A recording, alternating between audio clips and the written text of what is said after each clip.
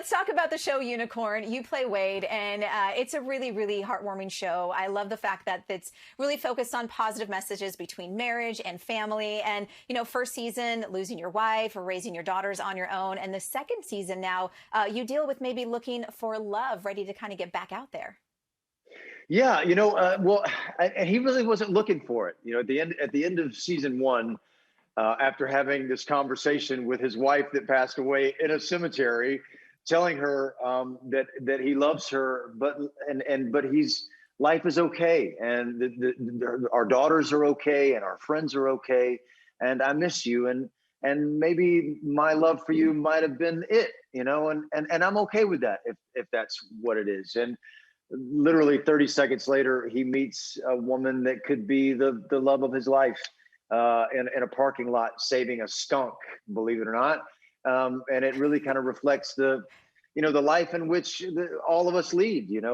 They're all sliding doors. And when one door closes, inevitably another door opens. And over the course of this 2 minutes while saving a skunk, he falls madly in love with her, but doesn't get her name or her phone number.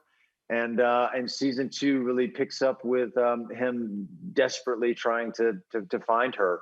And when he does, that's when the story really takes off, because it's much more complicated than one would think at first glance. Well, I'm glad he finds her, because I was watching a couple of the clips and it's kind of romantic. He heads to the vet to search her down, and then he's trying to find ways to figure out where, her car might get fixed at, which is, kind of cool. Well, I mean, it's, this show has never been about dating. It's always been about moving on, about learning how to live again.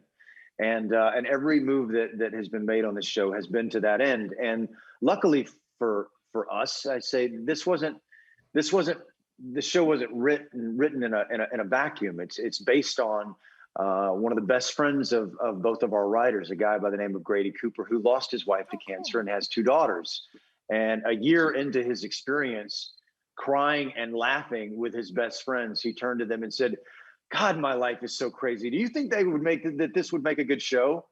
And they both said, "We've been waiting for a year for you to say that, man." Yes. So all of these situations, have happened and are happening to people, all over the world. And so the story in which we're telling is relatable, because it's so much a part of who we are, of our journey, and that's the thing that I keep coming back to. This particular experience has happened to upwards of 6 friends of mine. But whether it's not, just losing a spouse, it's losing a job or losing a pet or some dramatic change in your life, loss is the great equalizer. It's what we all have in common, regardless of what else we may think about in our lives. Loss is what we all have in common. And as painful as that can be, it's also absurd and comical. And that's the origins of our show. And that's the story that we're telling.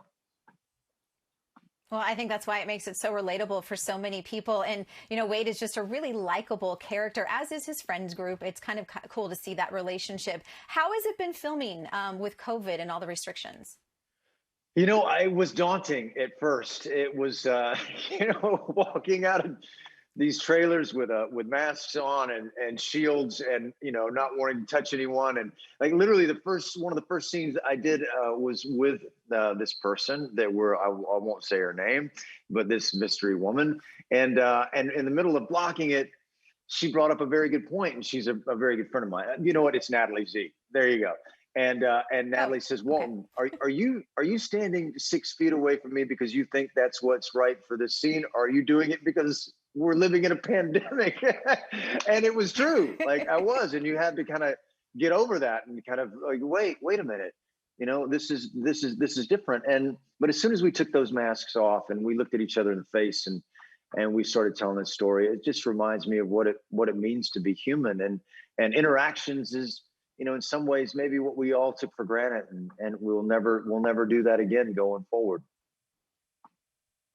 Yeah, no, no doubt for sure. But it's so nice to have, new TV shows to watch again and familiar faces on, the airwaves and so forth, because, people connect and so much of that time is spent at home. It's nice to sort of get out virtually, I guess you could say. Really quick, do you ever feel the Yeah. pressure? Because, Wade is a unicorn. He's such a likable guy. Do you ever feel that pressure in your personal life?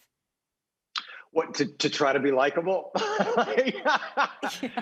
You know, I don't. I have always lived my life one way, and that is without artifice. I am kind of who I am, and the irony of all ironies is a person who has been doing this for 30 years, who has built a reputation for playing villains.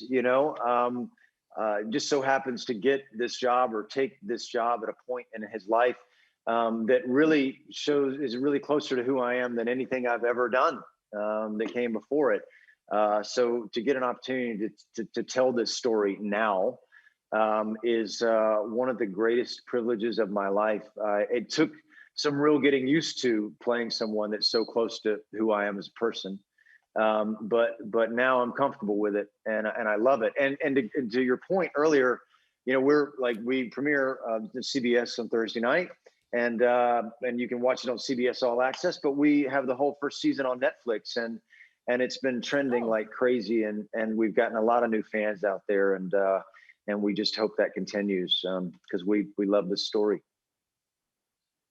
That's very cool, Walton. It really is a great show. And thank you so much for joining me today. I apologize for getting it wrong in the beginning, but it was a great conversation. Thanks for being Absolutely. here. Thank you very much for having it.